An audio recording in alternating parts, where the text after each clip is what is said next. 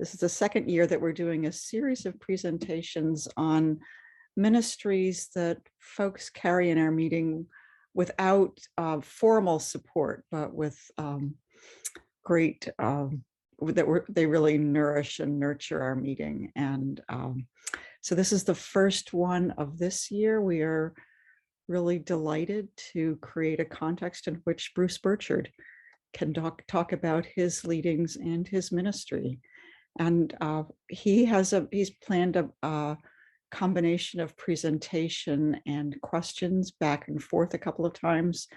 And we'll just settle into some opening worship, and then I will turn it over to Bruce. So let's take some deep breaths and settle in here together.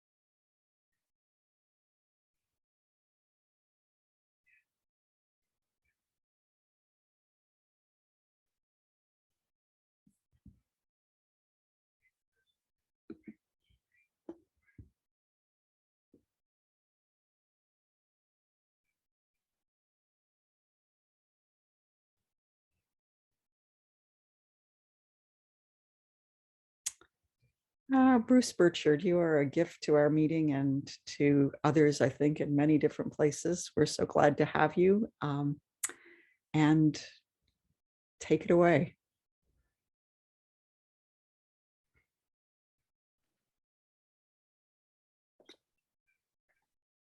Well, greetings, dear friends.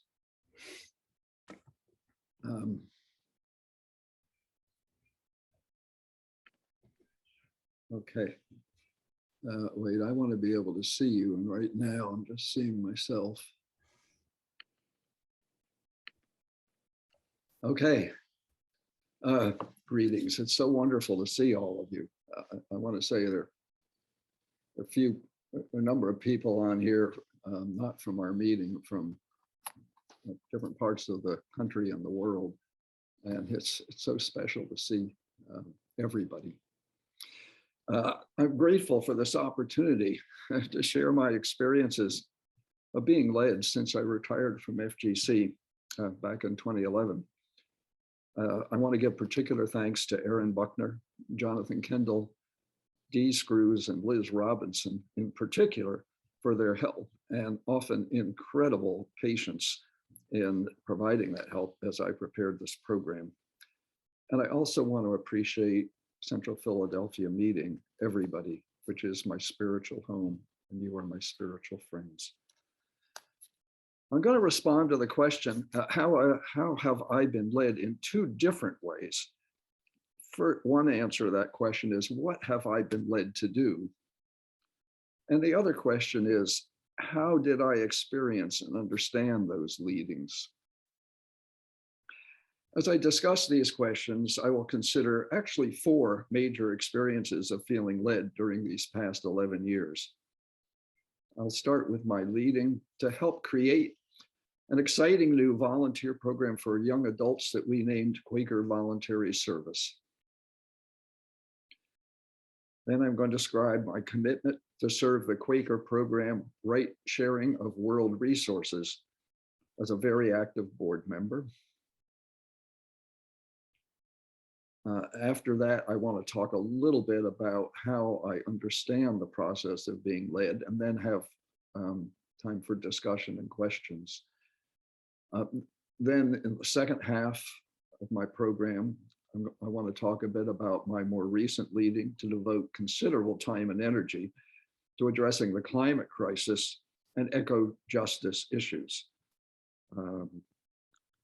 And this has been added since we first sent out the information on this, but just in the last few weeks, I have, in a sense, unfortunately, felt a leading to initiate and support an effort to help mobilize friends to take action to protect the integrity of our elections in their communities. This is something very new, something I wasn't looking for, frankly. So let me start with Quaker Voluntary Service. And this has some history. I go back to 2004 when I was General Secretary of Friends General Conference. And we decided to organize a consultation to consider how we might be able to better support young adult Friends more fully. So we planned and held a 3-day working retreat with 22 young Friends and 10 FGC staff and committee members. And we older Friends basically came to listen. A lot happened that weekend. And one thing was that then 23-year-old Christina Repoley shared her sorrow that there was no Quaker program for young adults that she could join after she finished college. And she shared her vision for a deeply Quaker program of voluntary service for this age group. Well, subsequently, Christina became an FGC committee member. She and I held some discussions about her vision over the subsequent few years, but it never really got the support it needed from FGC, despite my interest and the interest of many people. It was really, I think, just too big an idea for some key committee members. Starting a new organization is a really big project. Around 2008, Christina and I were at a committee meeting, and during a break, she came to me and said, "Bruce, why isn't anybody really making this happen? It seems like everybody likes the idea, but nothing is really moving forward." And you know, at that moment, I looked at her, and I don't think I've ever had such a sense that the Spirit was speaking through me. I looked at her and I said, "Christina, I get it. You've been waiting for someone to pick up the ball, to pick up your vision and make it happen. But you know, I think you are the one who is being called to lead this. And if you do, I will support you." Well, as we now know, Christina took up that challenge.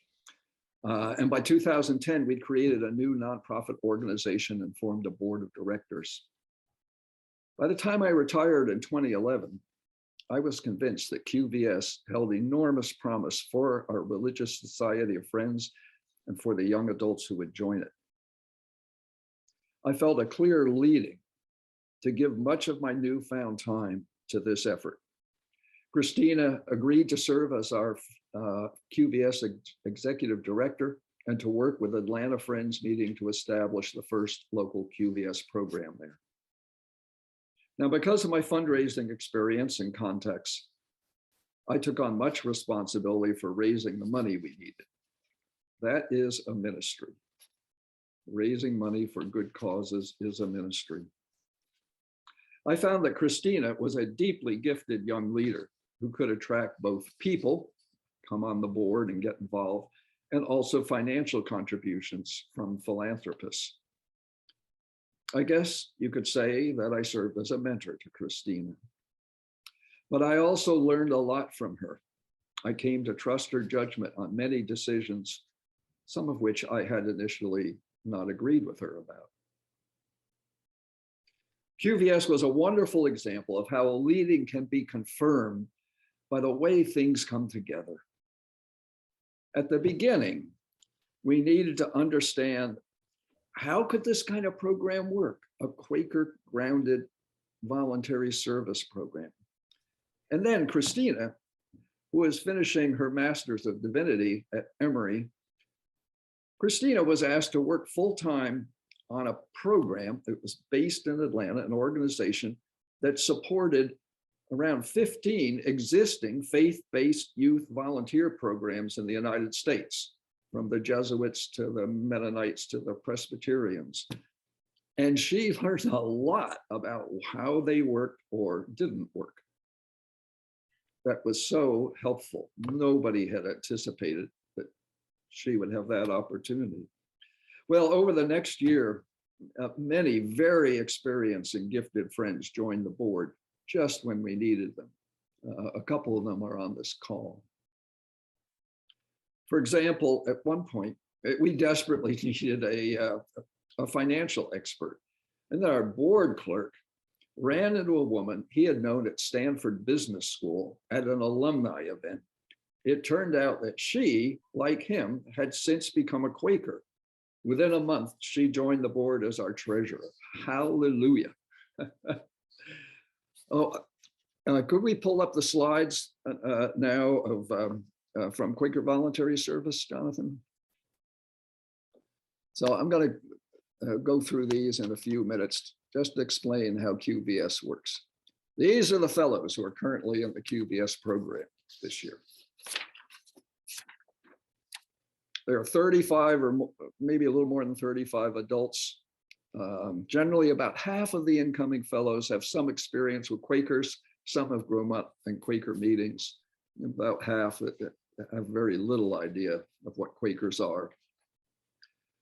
Next. Next, Jonathan. Yeah. QVS is a year-long fellowship program for young adults, an immersive experience at the intersection of transformational spirituality and activism. It's a capacity building program for our nonprofit partners, the organizations for whom the fellows work. And it is indeed a deeply Quaker experience. Next. In the last 10 years, we've grown into a 5-city network. We started with that program in Atlanta in 2012, and then worked with friends and meetings in both Philadelphia and Portland, Oregon to create programs there in 2013. Since then, we've added houses in Boston and Minneapolis. Now, each city program is under the care of one or more Quaker meetings or churches. Local friends serve as spiritual nurturers with each fellow, and a local support committee plays a crucial part in supporting the fellows through their QVS year. There is a QVS staff coordinator in each city who lines up site placements, meets regularly with the fellows, helps deal with challenges, facilitates twice-monthly retreats and discussions, and much more. In Philly, our coordinator is Melissa McLaughlin, who served as a Philadelphia QVS fellow in 2019 to 20. That position was previously held by our member, Oscar Castro. Next. So the fellows live together very simply in a communal house. So they constantly have to make decisions about how to share responsibilities and how they live together. Fellows often say that this is perhaps the biggest challenge of a QVS year, and it seems to work. In fact, many QVS alums end up moving in together after their year of service. Next. Each fellow is matched with a local nonprofit service, social change, or educational institution. Those organizations pay around $18,000 a year to QVS to have a fellow volunteer with them for 11 months. So QVS is responsible for providing the house they live in, a health insurance program, and enough money for each fellow to pay for food, transportation, and other basic living expenses. Fellows also receive a modest stipend when they finish the year. Now, site placements in Philly, there have been probably a couple dozen, but they've included, just for example, Germantown Friends School, Pendle Hill, Historic Fair Hill, FGC's Ministry on Racism program, the Nationality Service Center, Bread and Roses, and the Philly Health Access Network. Next.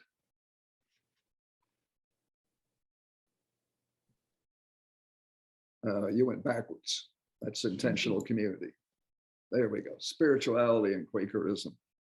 Through their orientation, their bi-monthly QVS days, discussions with the staff coordinators and friends on the local support committee, and regular meetings with their spiritual nurturers, fellows learn a lot about what in QVS we often call the Quaker way. Next. Counting this year's fellows, more than 260 young adults have served through Quaker Voluntary Service. And this slide shows their the connections with Quakerism. You can read it. Next. QVS's financial model is based on mutual investment and resource sharing. So I said the organizations pay a fee to get a fellow. That covers about half of our program costs.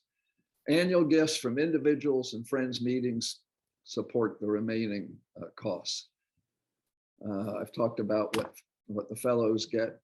And we note that over 50 Quaker meetings and churches give annually to QVS, 2/3 of which are outside of QVS program cities. I will make a tiny plug here and say it would be wonderful if Central Philadelphia meeting were led to make an annual gift to QVS. Next. So this summarizes how QVS works to support young people as they connect with the Quaker way and think about their futures. Obviously, this is an important time of life as young people enter more fully into their lives.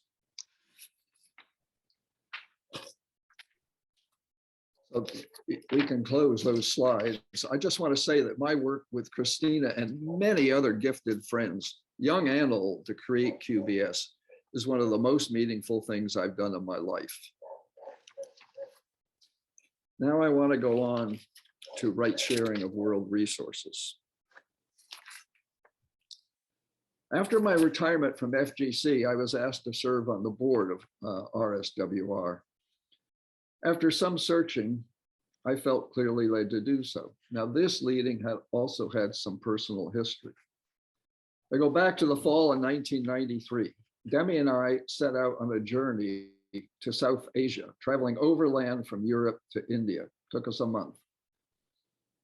We were very interested in the work of the Gandhian movement there. We spent much of our 6 months visiting 13 different Gandhian rural development projects. We were impressed and deeply affected by what we saw and the people we met. Next, one slide.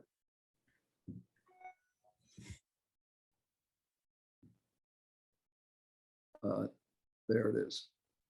So this is a photo I took in Bihar. Demi and I were visiting a school that had been created for very poor children from a very poor area. Bihar is, I think, the poorest state in India.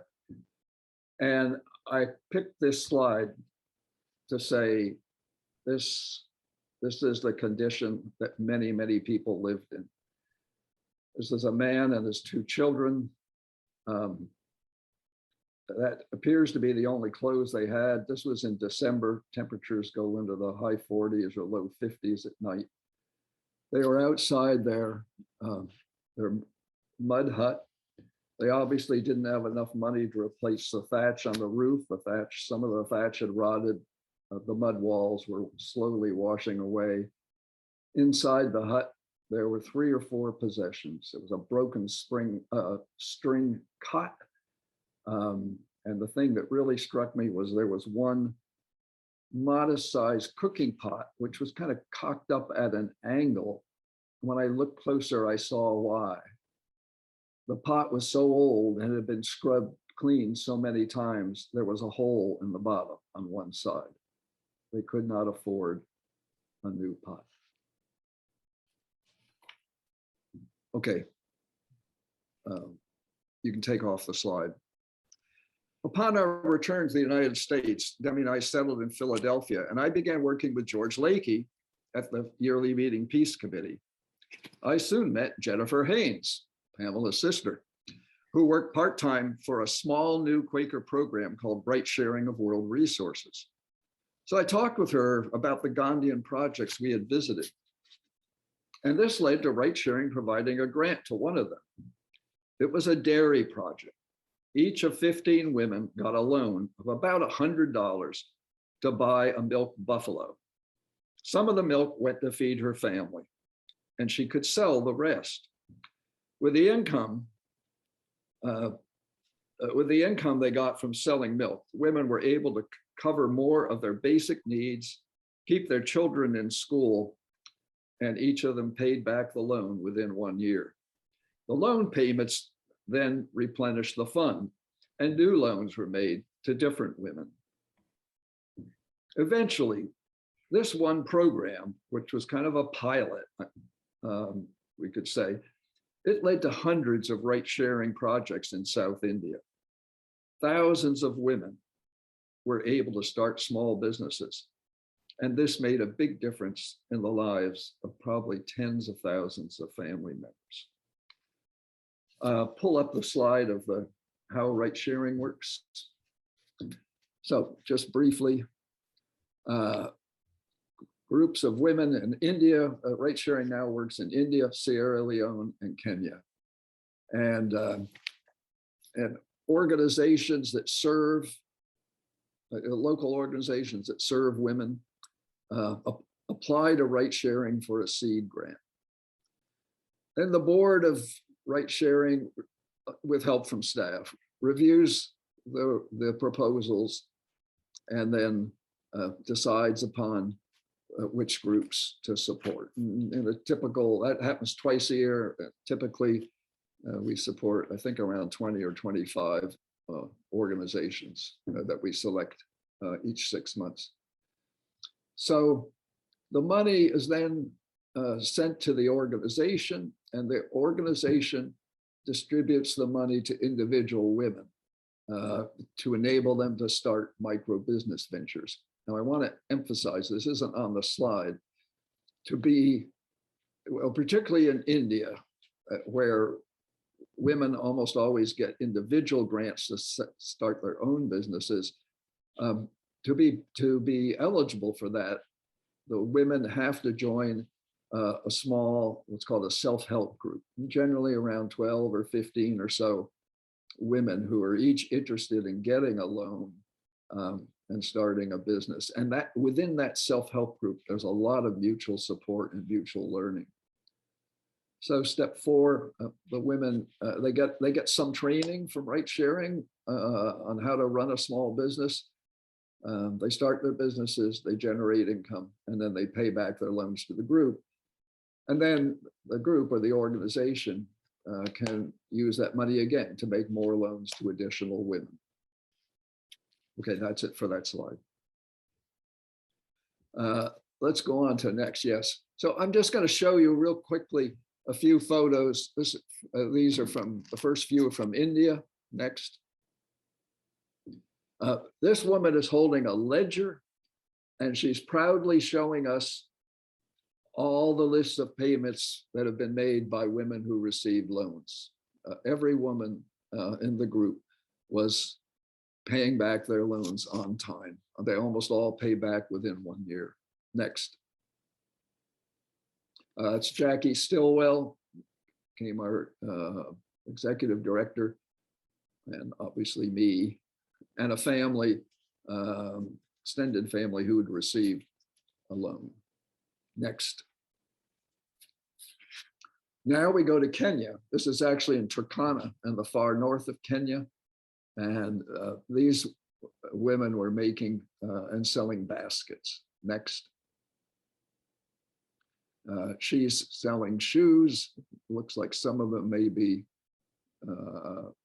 gently used shoes. Next. This is a vegetable stand, and the woman on the right is a young woman who right-sharing hired to do training, conduct training with women who were starting businesses. I should say in Kenya, it's more common that women work together, and you know, a dozen maybe women set up a business that involves all of them. At any rate, they get training, and she provides support and advice. Next. This is a firewood production project. Next. Vegetable stand. Next, we're going to go to Sierra Leone. The woman in the middle, you can see she's holding a laptop, is Sally Sanko. She's our coordinator in Sierra Leone, a fantastic woman, immensely dedicated. Sierra Leone is, of the three countries, is the least developed and the poorest. Just getting around in that country is a huge challenge. And she is so committed to that and has such a great rapport with the women she meets with. Next.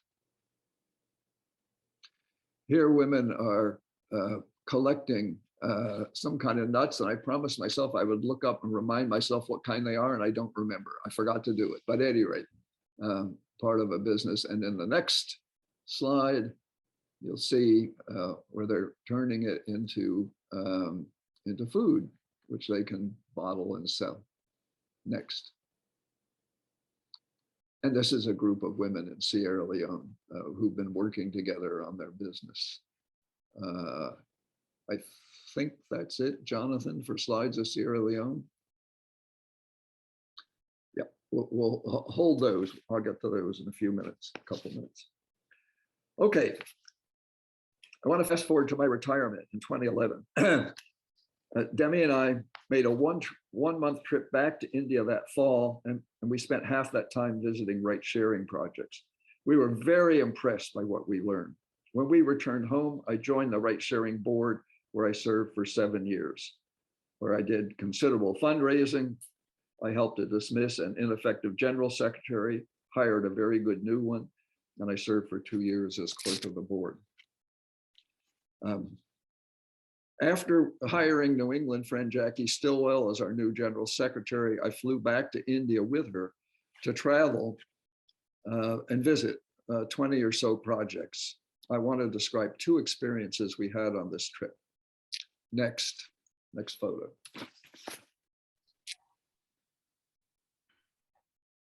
Yeah, next one. There we go. The very thin woman here is Satya. She's a tiny, then about 23-year-old, differently abled woman who must use those crutches to get around. Having that handicap, she would never be able to marry. She had to support herself.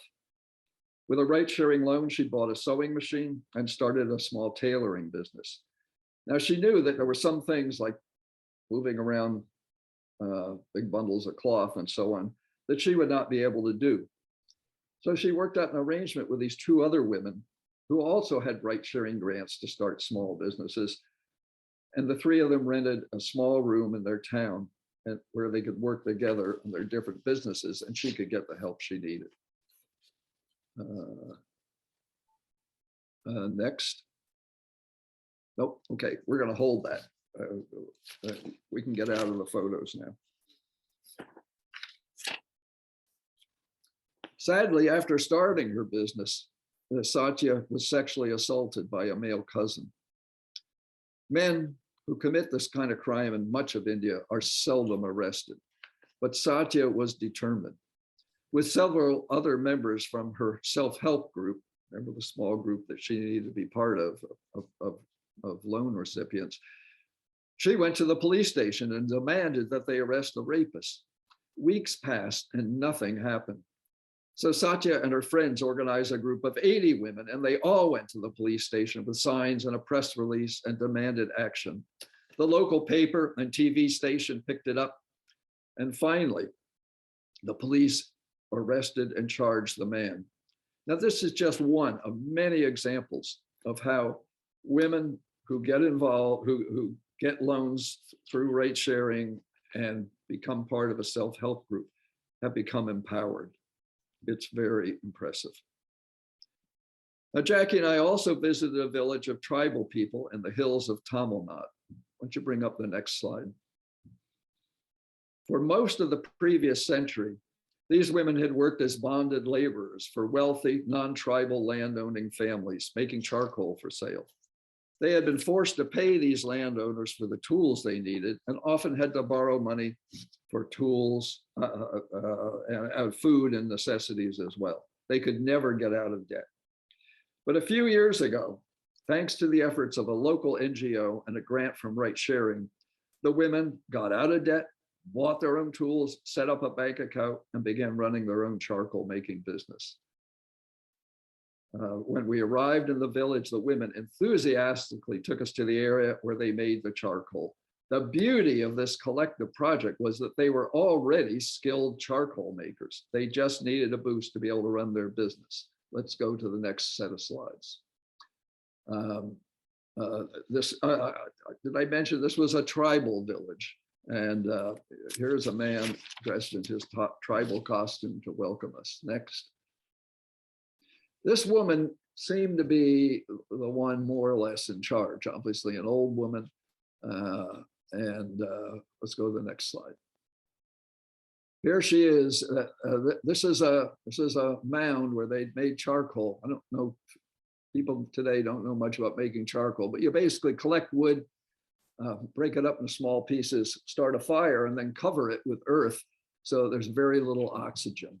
So she's scraping the, this had been burning probably for 2 or 3 weeks. And now she's scraping off the dirt to get to the charcoal. Next. Now all the women are pitching in and they're starting to pick up pieces of charcoal. These don't look like the cute little briquettes that we get. These look like charcoal wood. Next. So here they are. There's a woman in the middle holding a big bucket of charcoal. And on the right is the old woman who's in charge. Next. Here they are showing us their charcoal. And they are very proud of their business. Next. There was a celebration after they showed us around. There was music. It was terrific. Next. Here people are dancing. It was a big party. Jackie and I love to dance. We always do contra dancing when we're together at FGC. So we got in there too, and we had a great time. An incredible story. Thank you. You can turn off the slides. Now, I want to say just a little bit about how I experience and understand my leadings. So I need to begin by acknowledging that I am not a theist friend. As some of you know, I wrote about my spiritual journey in my Pendle Hill pamphlet, The Burning Oneness Binding Everything. I took my title from the last line of Kenneth Boulding's first Naylor sonnet, There is a Spirit Which I Feel. And in that sonnet, he refers to that spirit with many different words and images, including the starry garment of the oversoul, the great whole, the infinite much, something that moves among the stars and holds the cosmos in a web of law. And finally, in the last line of his poem, the burning oneness binding everything. Now, I understand these as Boulding's attempts to come up with words to describe a non-theist spirit. So for me, a leading is not like I experience getting a clear message from a divine being. Rather, I experience a deep sense of unity with the entire creation, with all people, and with that mystery of the burning oneness. I feel a great love for all people and for the earth and for all of creation. And with that, I feel a responsibility to do what I can to actively love and support my human sisters, brothers, and non-cisgendered people, and the animals and plants and the earth itself. At times, a sense grows in me that given my experience and skills, there's something new I could do to nurture life, justice, peace, beauty, and love. That initial impulse may then grow into a leading to serve in a new way. For instance, when Christina shared her vision of a volunteer program for young adult Quakers, I was excited. I saw a wonderful opportunity, and slowly a leading grew in me to work with her and others to make that vision a reality. Finally, I want to say I'm often helped in this process by talking with friends, both capital F and small f. That's one way this mysterious spirit, which I feel works. This energy, this force, works in part through people. So, although I have only once had a formal clearness committee, I am frequently assisted by sharing what might be a leading with others. As I noted with regard to the founding of QVS, when other gifted and dedicated people become involved or invite me to join them in the effort, I take that as an indication that my leading is real and true. I'm going to talk about two fairly new leadings. The first is related to the climate crisis. Back in the 1970s and 80s, I believe the biggest threat to human life and the planet was nuclear war.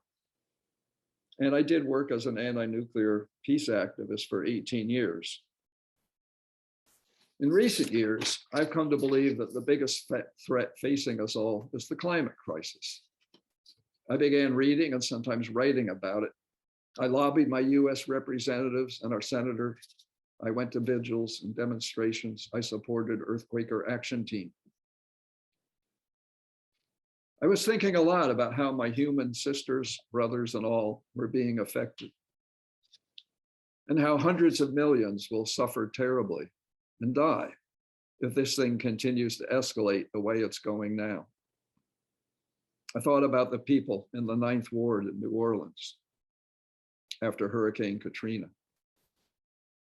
And I thought about the people of very limited means I've met in India, Nepal, and Kenya, who survived through subsistence agriculture, and how, as temperatures continued rising, they will not be able to survive by working their tiny fields under the broiling sun.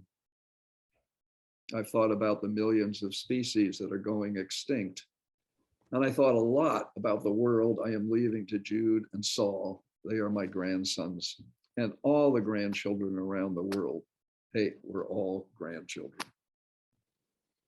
One thing I understand clearly, it will be the people, communities, and nations of color, the poor and the powerless, who will suffer first and most from the impacts of the climate catastrophe.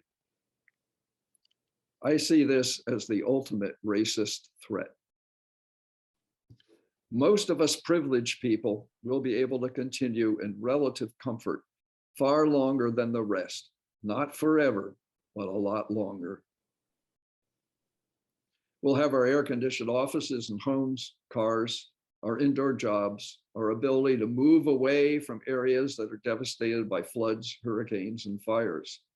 We'll have so many more options than the women who, with the help of ride sharing, have started tiny businesses based on having a sewing machine or a milk cow. The fight to save the earth is a deeply anti-racist struggle. And then around 2018, I got to know Liz Robinson in our meeting. And a year or so later, I learned about the PYM Eco-Justice Collaborative. Again, it came to me. I slowly understood or recognized that here was an opportunity for me to use my skills and experience in the service of saving lives and fostering greater love for each other and our planet.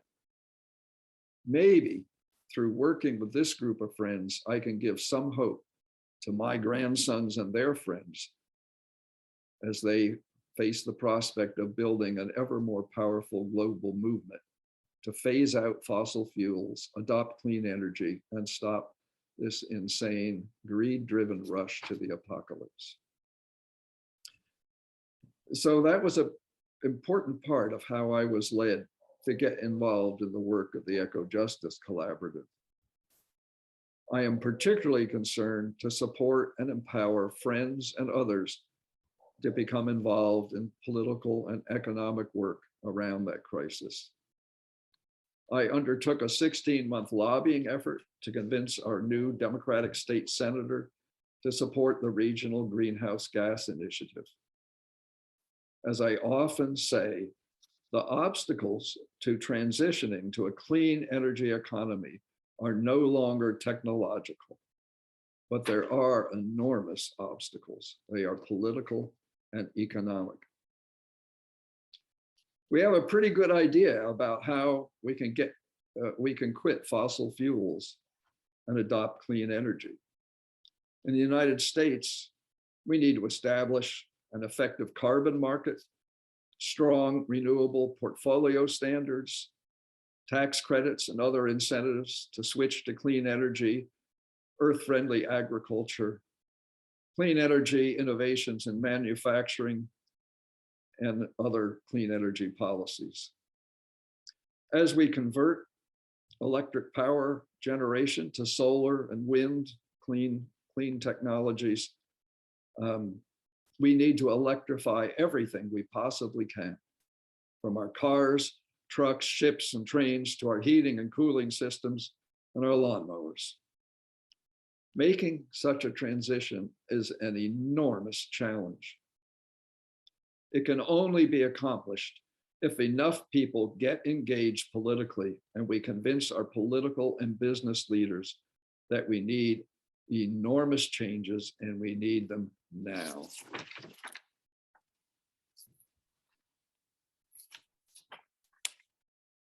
Finally, I want to talk about something that really has come to me in the last couple months. Actually, I go back to 2020. In a sense, that's, I guess, when this started, when I became involved in efforts to prepare for the possibility of a coup attempt by then President Trump and his allies if he lost the presidential election. So I'm going to be talking here briefly about saving our democracy and particularly protecting our elections. Our meeting member, George Lakey, and other friends played vital leadership roles in these efforts. I teamed up with friend Sam Caldwell and my former FGC colleague, Michael Wida, to support this work. Because of our many Quaker contacts from all around the country through Friends General Conference, Michael and I focused on informing and supporting Friends in taking actions to protect the election process and prepare for the possibility of a coup. Sam was communicating regularly with other experts and activists, including George, and sharing information and strategies with us. Well, with the inauguration of President Biden a year ago, we believed that the threat of a coup was over. Now we know better. In fact, the former president, with support from allies and much of the Republican Party, is making plans to disenfranchise voters of color and young people, radically gerrymander national and state congressional districts, and give the power to decide which ballots to count and which to disqualify to state legislatures or elected officials that are controlled by one political party. I've been following the news in recent months with growing alarm. And once again, I began feeling, do I have a responsibility to step up? I really, really didn't want to do that. Demi can tell you. I'm just too old for this. Can't I just leave it to others? But I came to feel I couldn't do that. It just, given the deep sense I have of the urgency of the situation, and some sense that I have been equipped to help take effective action, particularly within the Religious Society of Friends. Well, I was led about a month ago to contact Michael and Sam, and I suggested that we get on Zoom together and talk about what we could do. I proposed that the three of us get in touch with a range of respected Quaker leaders and thinkers and arrange a Zoom consultation to consider two questions. What kinds of roles could Friends play in protecting our democracy? particularly at the local and state level and national level over the next few years? And second question, could a small group of us play a real role in informing and equipping friends to take effective actions at these three levels? Well, it turned out that Sam was already talking to several people about this. In particular, he was working with a tech expert who has spent the past year and a half building a program which tracks what is happening in every single election district in the United States. And there are approximately 8,000 of them.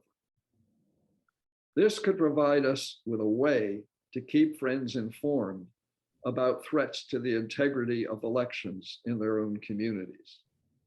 And then friends, with some support, could act effectively. We actually now have a group of 17 friends from around the country. We're committed to joining a 2-hour Zoom consultation about 2 weeks from now. I will note that the three of us, Sam, Michael, and I, believe that we should really focus on protecting the election process at our local, county, and state levels. FCNL already does a very good job of focusing on national legislation. We need to be looking at our towns and counties and at the state level.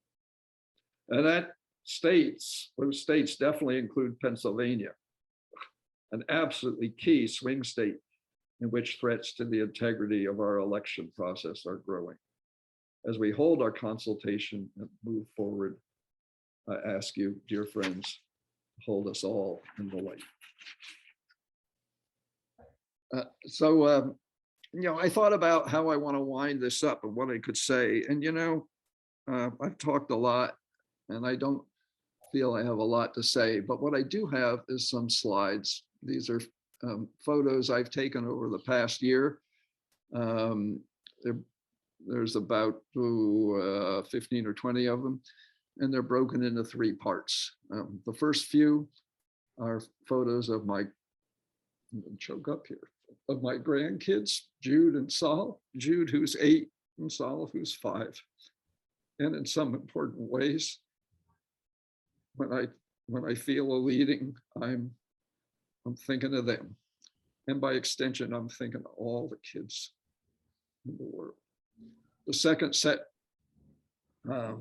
Jude and Saul and their parents, Ethan and Lacey, are in Costa Rica this year. Lacey's teaching at Monteverde Friends School. And so Demi and I went down to see them a couple months ago. I guess this is a plug for Costa Rica because I got a few slides of, some trees and some plants and one bird. And then finally, area of a country that is a very important place for me in my spiritual life as well as my active physical life is New England. And I'll have 8 or 9 photos from Vermont and Maine. And I'll say a few things, but mostly we're going to look at the photos. So, Jonathan.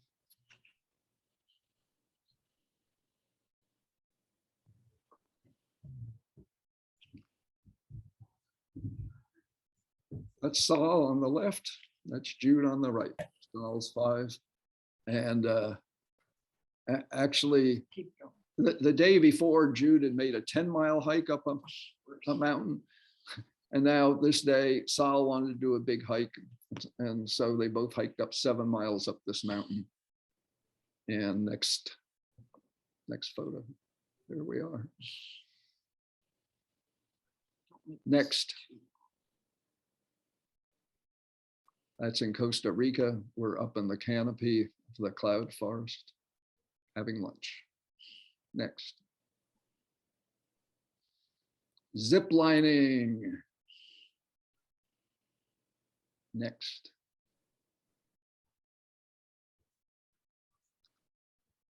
Sal's holding a fruit.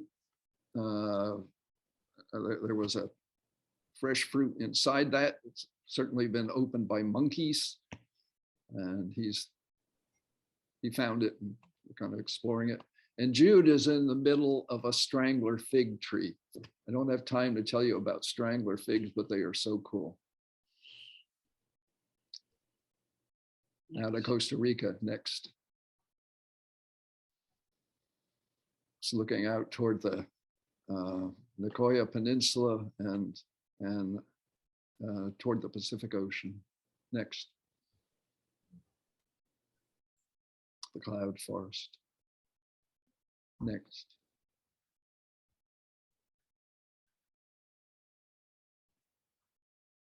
Next.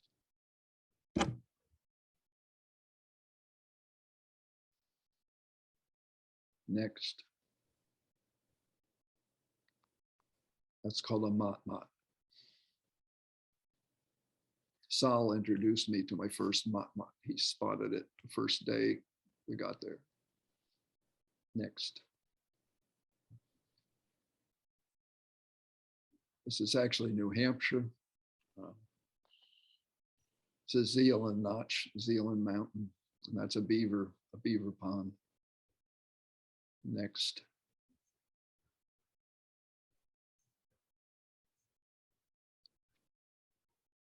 Bill Graustein, that's your beaver pond on the left.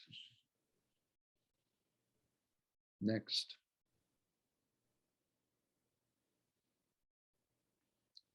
I spent a day on my kayak exploring Kezar Lake in Maine. Next. One of my favorite places, Franconia Falls in the White Mountains of New Hampshire. You can actually ride that chute down and plunge into the pool below. Next.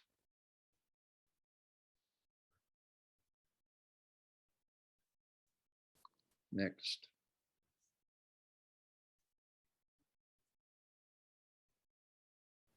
Next.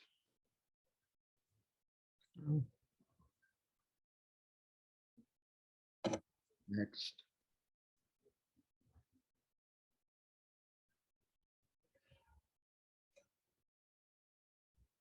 Well, these are some of the reasons I get involved in these things, feel these leadings, and this is, come back to that equipping question. This is a big part of how I feel equipped. One final slide.